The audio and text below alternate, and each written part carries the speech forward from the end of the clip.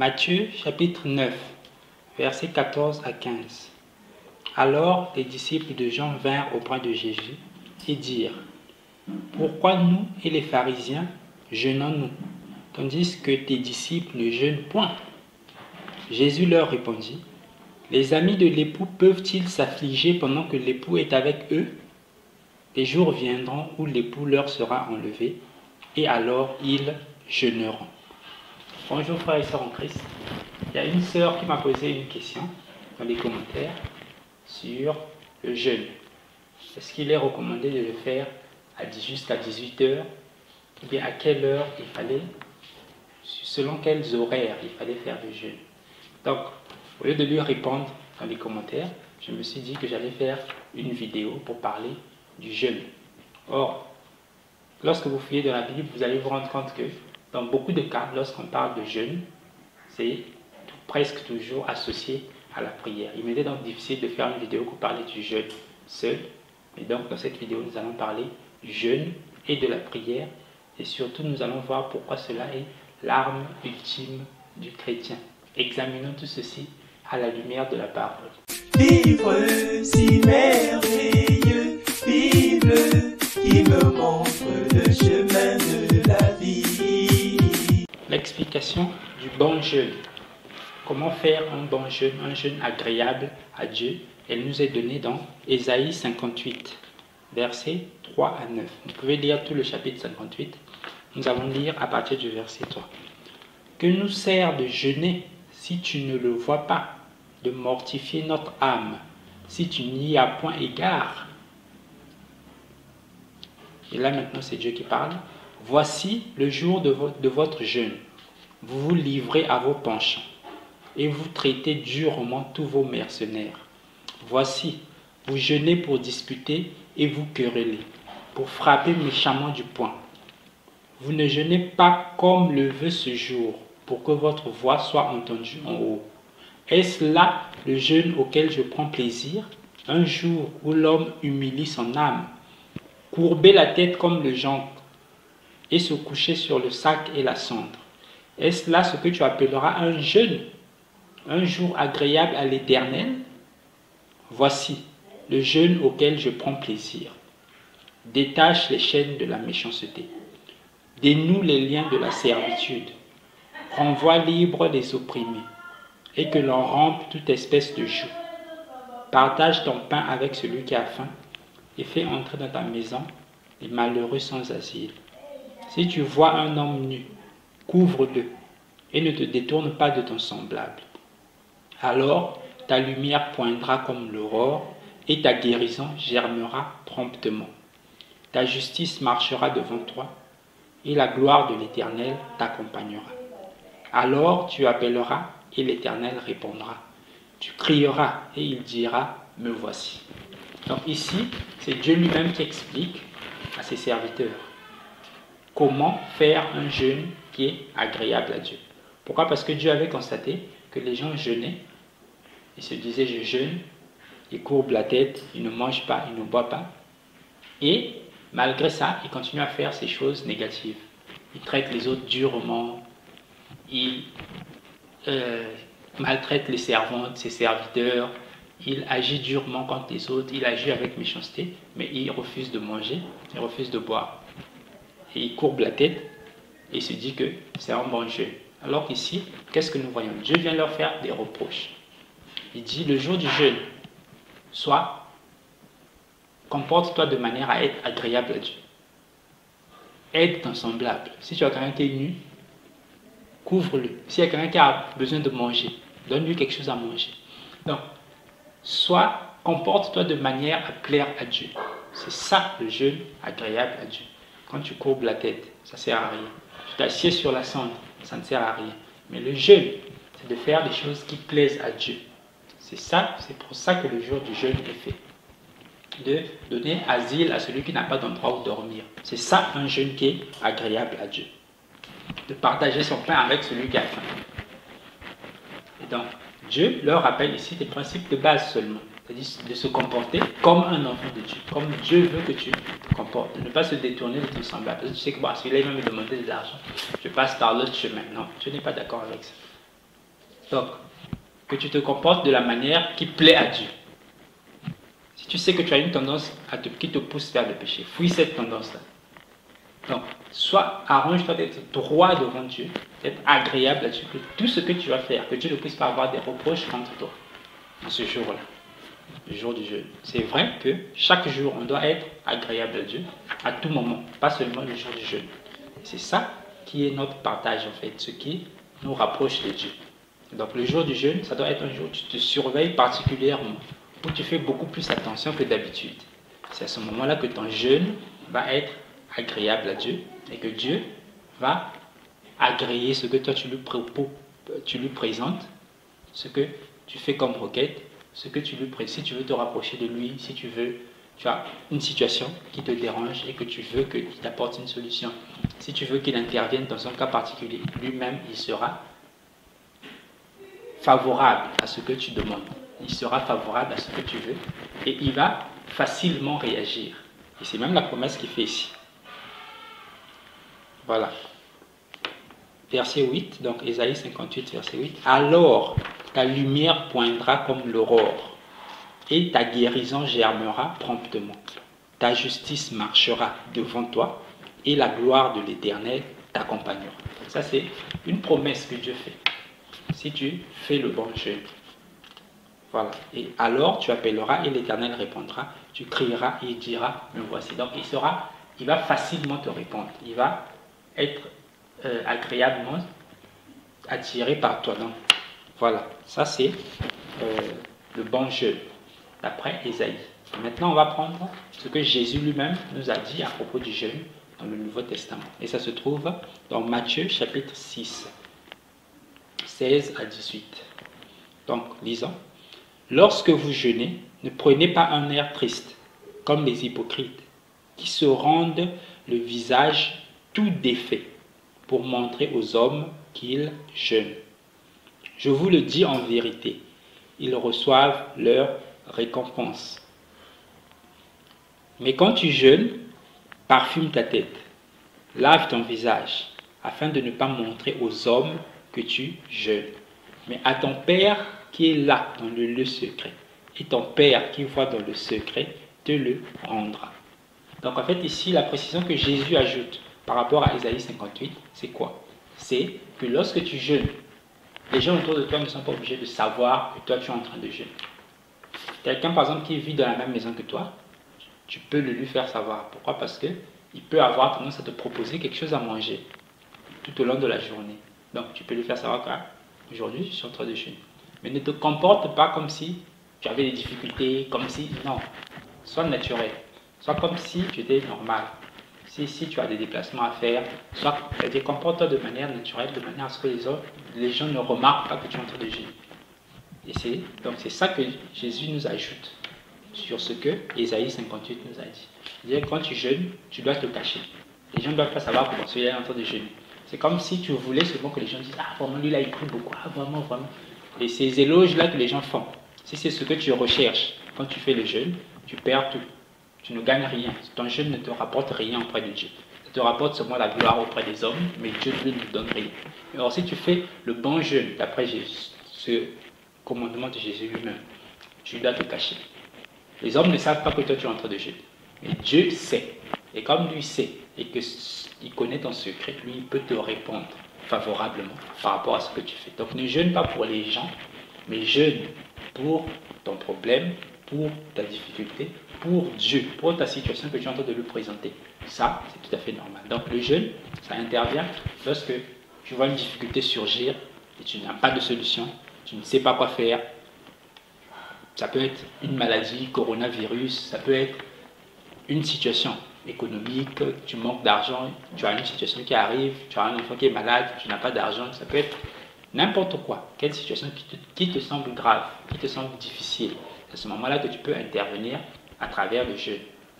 Ici maintenant nous allons prendre un verset qui montre que le jeûne et la prière, c'est l'une des armes les plus puissantes, sinon l'arme la plus puissante que Dieu nous a donnée pour agir. C'est Jésus qui envoie ses disciples. Il envoie ses disciples avec le pouvoir de guérir les maladies, de chasser les esprits mauvais. Les disciples sont partis, mais il y a un jeune enfant qu'ils ont vu, qu'ils n'ont pas pu soigner. Et donc le père de cet enfant-là ramène l'enfant vers Jésus. Et il vient supplier à Jésus de le guérir. Pourquoi? Parce que ses disciples n'ont pas pu le guérir.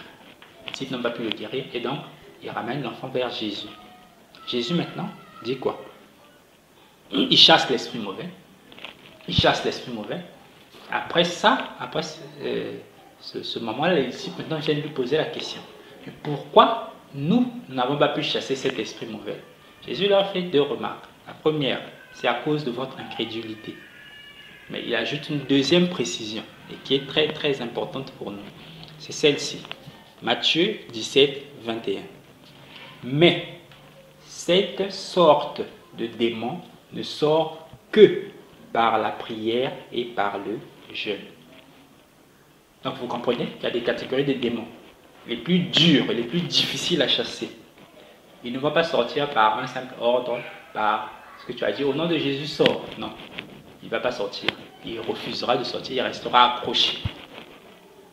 Mais pour le faire sortir, donc l'arme la plus appropriée, l'arme suprême que nous avons, c'est le jeûne et la prière.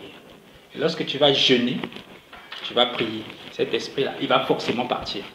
Donc ça, c'est, si on peut appeler ça lance-roquette, bazooka, bombe nucléaire, quelque chose comme ça. C'est-à-dire que l'arme suprême, que quel que soit l'esprit mauvais, il doit partir, c'est le jeûne et la prière. Et voilà pourquoi j'appelle ça ici l'arme ultime du chrétien. Et quand tu n'as plus d'autre solution, tu n'as essayé tout ce qu'il fallait, à ce moment-là, il te reste une chose à faire, jeûne et prie. Et tu feras ta solution. Maintenant, nous allons prendre quelques exemples dans la Bible de ce que le jeûne et la prière ont pu faire. Le premier exemple qui me vient, c'est celui de Daniel, qui a jeûné et prié pendant 21 jours. Et le 21e jour, Dieu a envoyé son ange venir lui délivrer un message à propos d'Israël, à propos de ce qu'il est en train de faire comme prière. Il priait à propos d'Israël et Dieu lui a donné une réponse sur les problèmes d'Israël. Ici, nous allons prendre l'exemple encore de Esther, Mardoché, qui sont attaqués par Aman. Aman qui cherche à détruire tous les Juifs pour nuire à non seulement à Mardoché, parce que Mardoché l'énervait, mais il veut nuire à tous les Juifs. Et donc, Mardoché envoie un message à la reine Esther. Vous allez lire même dans le livre d'Esther. Voilà, donc Mardoché envoie un message à Esther pour lui dire d'aller présenter la cause au roi. Donc, la réponse que Esther fait à Mardoché, la voici, Esther 4, versets 15 à 17. Esther envoya dire à Mardoché, va, rassemble tous les Juifs qui se trouvent à Suse, et jeûnez pour moi, sans manger ni boire pendant 3 jours, ni la nuit, ni le jour. Moi aussi, je jeûnerai de même avec mes servantes. Puis j'entrerai chez le roi, malgré la loi. Si je dois périr, je périrai. Mardoché s'en alla et fit tout ce que Esther lui avait ordonné. Donc ici, qu'est-ce qu'on voit? La reine Esther n'avait pas, personne n'avait le droit d'entrer chez le roi sans y être invité. La reine Esther va faire ce geste-là d'entrer chez le roi sans y être invité. Et elle va rentrer. Et tout ce qu'elle avait fait comme mission, c'est-à-dire tout ce qu'ils ont fait comme travail pour détruire le plan de Haman, ça avait marché à cause du jeûne et de la prière. Donc ils ont jeûné sans manger ni boire pendant 3 jours. Sans manger ni boire pendant 3 jours. Et c'est ça le jeûne qu'eux ils avaient fait, qui leur avait donné leur résultat. Maintenant ici je voulais répondre à la question de la sœur. Ici en fait dans la Bible je n'ai pas trouvé un seul endroit où on précise l'horaire du jeûne. D'accord? L'horaire du jeûne. Donc. Mais au moins ici, qu'est-ce que Esther dit à Mardoché? Elle dit, va, rassemble les Juifs qui se trouvent à Suse et jeûnez pour moi, sans manger ni boire pendant 3 jours, ni la nuit ni le jour. Pourquoi Esther se sent obligée de préciser qu'ils ne doivent pas manger la nuit? Pourquoi? Parce que en fait, ce qui apparaît dans ce passage-là, c'est que les gens jeûnaient, mais la nuit, ils mangeaient. Et ce qui va expliquer, par exemple, que Daniel peut faire un jeûne de 21 jours, ou que quelqu'un va faire un jeûne d'un mois, quelqu'un va faire un jeûne d'une semaine, justement. Pourquoi? Parce qu'il mange la nuit. Sauf le Seigneur Jésus, qui lui était dans le désert hein, et qui a fait un jeûne de 40 jours. Et Élie aussi avait fait un jeûne de 40 jours, mais lui, il avait mangé une nourriture qui venait du ciel, non pas une fois, mais 2 fois. Le Seigneur avait envoyé son ange avec une nourriture qui lui avait permis de marcher pendant 40 jours sans rien manger. Ça, c'est ce que Élie avait fait et Jésus a fait la même chose. Mais nous, on doit se nourrir tout de même. Donc, notre corps a des limites. Notre corps a des limites que nous ne pouvons pas forcément dépasser. Voilà, donc, lorsqu'on jeûne, si le jeûne il est d'une certaine durée, au bout d'un certain temps, tu dois pouvoir manger. Ici, ils avaient fait un jeûne de 3 jours sans manger ni boire pour la reine Esther. Donc, ça nous montre bien que l'horaire, c'est lequel? La journée, tu ne manges pas, et la nuit, tu manges. Donc, c'est ça que la Bible nous indique. Maintenant, à propos de l'heure, ça, tu verras toi-même par rapport à tes dispositions, par rapport aussi à ton corps. Je vais prendre un exemple ici personnel. Moi, personnellement, quand je fais le jeûne, si je fais un jeûne continu, il m'est difficile de dépasser une journée et demie. Après ça, je commence à sentir des douleurs dans les jambes, je n'arrive plus à marcher correctement. Et je pourrais même tomber, c'est-à-dire que je n'arriverai plus à un moment donné, je ne pourrai plus me comporter naturellement. Je serai totalement épuisé, je ne pourrai plus rien faire. Et donc, ce serait comme si je devenais malade. Donc, pour moi, par exemple, c'est difficile d'atteindre le jeûne de 3 jours. Ça, c'est par rapport à ma nature, par rapport à mon physique. Mais d'autres peuvent le faire, sans problème. Donc, moi, par exemple, par contre, si je dois faire un jeûne de 3 jours, il faut que peut-être je boive quelque chose. Là, peut-être ça pourrait marcher un peu mieux. Donc, le jeûne, ce n'est pas forcément le fait de ne pas se nourrir qui va faire en sorte que Dieu entende ta prière, mais globalement, ton comportement. Donc, l'essentiel, ce n'est pas de faire ici comme eux, 3 jours, 3 nuits sans manger, sans boire. Non, c'est ton comportement envers tes semblables, envers ton mari, envers ta famille, envers ceux qui t'entourent, envers ceux que tu croises, envers comment tu te comportes envers eux. C'est ce qui va faire en sorte que Dieu trouve ton jeûne agréable. Donc ça, c'est le point essentiel que nous allons retenir de Ésaïe 58. Donc, on a mentionné la reine Esther qui s'est délivrée du plan de Haman. On va aussi parler de Josaphat, que vous allez trouver ce passage de Chroniques 20, versets 1 à 30. C'est lent, on ne va pas tout lire. Mais en fait, le roi Josaphat, roi de Juda, s'est vu un jour attaqué par les Ammonites, les Ammonites et les Moabites. Ils sont venus envahir son pays. Ils étaient très nombreux. Et le roi, quand il a entendu, il a eu peur. Il a fait publier un jeûne dans tout Juda.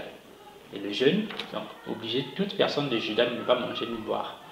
Et de crier vers Dieu. Ils se sont retrouvés à la maison de l'Éternel et criaient à Dieu. Et Dieu a parlé à travers un des Lévites qui était là. Donc un des Lévites qui était là, qui s'appelait Jacaziel. C'est celui qui a reçu la parole de l'Éternel. Et Dieu leur dit de ne pas avoir peur. Mais ils ne vont pas combattre eux. Mais que Dieu lui-même va combattre pour eux. Donc ils ont jeûné. Et ce jour-là, ils ont chanté des louanges. Le lendemain, donc Dieu leur demandait d'aller sur le lieu du combat, mais que eux, ils n'allaient pas combattre. Et c'est ce qu'ils ont fait le lendemain. Le lendemain, Josaphat a fait quoi? Il a pris les chantres. Il a placé devant. Il a placé les chantres devant et ils chantaient. Pendant que eux, ils chantaient sur le champ de bataille, leurs ennemis, ceux qui étaient venus pour les combattre, Dieu a fait en sorte qu'ils se retournent des épées entre eux. Ils se sont bagarrés entre eux et tous sont morts sur le champ de bataille. Il n'y a personne qui avait échappé. Et donc quand Judas arrive sur le champ de bataille, il regarde, tout le monde est mort. Tout ce qu'ils ont fait, c'est venir piller toutes les richesses que ces gens-là étaient venus avec pour les ramener chez eux. Et ils ont glorifié Dieu. Donc, c'est ça, une des victoires que le jeûne leur apporte. Jeûne, prière. Donc, ça, c'est la force du jeûne. Donc, c'est ce que je voulais partager avec vous aujourd'hui dans cette petite vidéo à propos du jeûne et de la prière. Donc, c'est notre arme la plus puissante.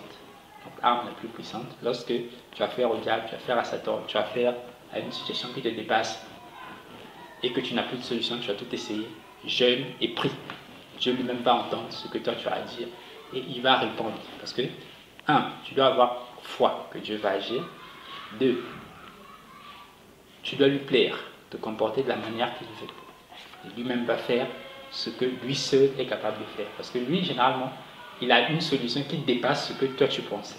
Toi tu te disais, bon, il va faire ceci, il va faire cela. Non, il va prendre ce qui est au-dessus, ce que toi tu ne peux pas penser. C'est ce que lui va faire pour apporter une solution à ton problème, à ta difficulté, ou te répondre favorablement par rapport à ce que tu demandes. Donc c'est ce que je voulais partager avec vous dans cette vidéo à propos du jeûne et de la prière. Donc que Dieu vous garde, que Dieu vous protège et n'oubliez pas, priez toujours, glorifiez Dieu, lisez et méditez votre Bible et à l'occasion, jeûnez et priez pour être toujours en communion avec Dieu et être rempli du Saint-Esprit. Que Dieu vous garde, à la prochaine pour une nouvelle vidéo.